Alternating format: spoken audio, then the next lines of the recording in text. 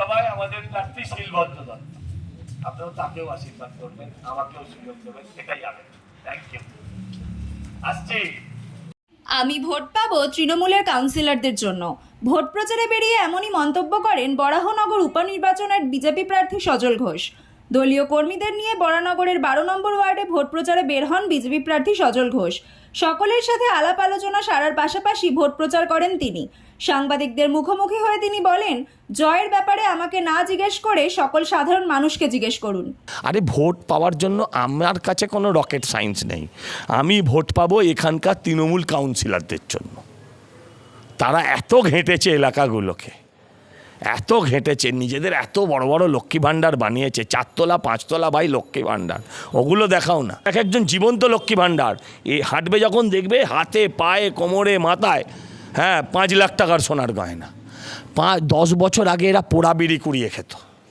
জিজ্ঞাসা করো যে ভাই তোমাদের ঠাকুরদাদা কেউ আপনার টাটা ছিল, বিড়লা ছিল, গোয়েঙ্কা, আচ্ছা ঠিক আছে কিছু না, লটারি পেয়েছিলে, আচ্ছা ডিয়ার লটারি কাটুনি, আদি বাম্পার বঙ্গলক্ষ্মী কিছুও কেটেছো?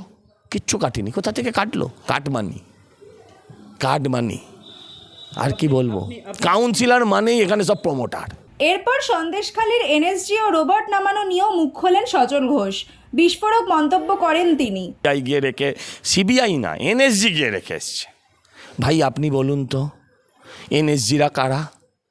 সেই 26/11 মনে আছে, যখন 3 দিন ধরে লড়াই চলছে, একের পর এক মৃতদেহ, একের পর এক পণবন্দিকে হত্যা, এরা নিজেদের জীবন বিপন্ন করে হেলিকপ্টার থেকে সেই দড়ি দিয়ে নামছিল, সিনগুলো মনে আছে সেদিনের সেই শহীদ উনিকৃষ্ণন, মনে আছে আপনার? আজকে মুখ্যমন্ত্রী তাদেরও বিরুদ্ধে একটুও কসুর করছেন না। দেশদ্রোহী টাডা এই জন্য তুলেছিলেন, টাডা আইনটা উনি এই জন্য তুলে দিয়েছিলেন যাতে ওনার ওপর কখনো প্রয়োগ না হয়। ইনি একজন পাক্কা দেশদ্রোহী। ইনি সার্জিক্যাল স্ট্রাইকের চান, ভিডিও ফুটেজ চান, আবার সন্দেশখালীরও ভিডিও ফুটেজ চান, যে রেপ হয়েছে ভিডিও দেখাও। এখন এনএসজিকে নিয়ে বলছেন, এটা লজ্জার। প্রসঙ্গত চাকরি হারিয়েছেন বহু মানুষ, আর তা নিয়েও মমতা ব্যানার্জিকে কটাক্ষ করে তীব্র আক্রমণ করেন সজল ঘোষ। এর পাশাপাশি অর্পিতা সম্পর্কেও মন্তব্য করেন তিনি। যাওয়া উচিত, যাবেন তো। একবার চুরি করেছেন টাকাগুলো নিজের বাড়িতে, ওই খাটের নিচে, অর্পিতা মনে আছে তো, অর্পিতার খাটের নিচে যে মনে আছে যে ওই টাকার পাহাড়, এই টাকাগুলো কোত্থেকে এসেছিল? এদের থেকেই নিয়ে। এই 26,000 ছেলে মেয়ের টাকার একটা অংশ আপনারা সেদিন দেখেছিলেন। আজকে তাদের চাকরি গেছে। এখন উনি যদি না দাঁড়ান ভয়ঙ্কর ব্যাপার হবে, কারণ উনি ওদের থেকে খেয়েছেন। এখন যদি না দাঁড়ান ওনারা ওই ছেলে মেয়েগুলো তো ওনাকে খেয়ে ফেলবেন, তাই না?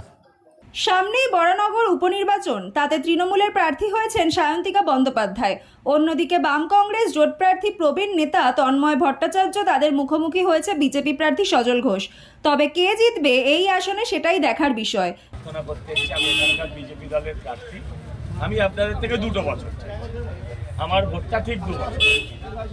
এই ভোটটা আবার হবে 2026। যদি একটা স্কোপ দেন, তারপর যদি ভালো লাগে 26-এ রাখবেন, যদি ভালো না লাগে পাল্টাবেন।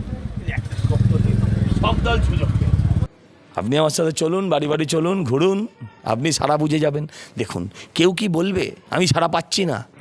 3 জনেই বলছে জিতছি, 3 জনেই বলছে জিতছি। 3 জন তো আর জিততে পারে না। এখন তৃণমূল দলের ভেতরে ভোট হলে 3 জনও জিততে পারে, সেটা আলাদা কথা। ওদের দলে অন্য সিস্টেম সব চলে।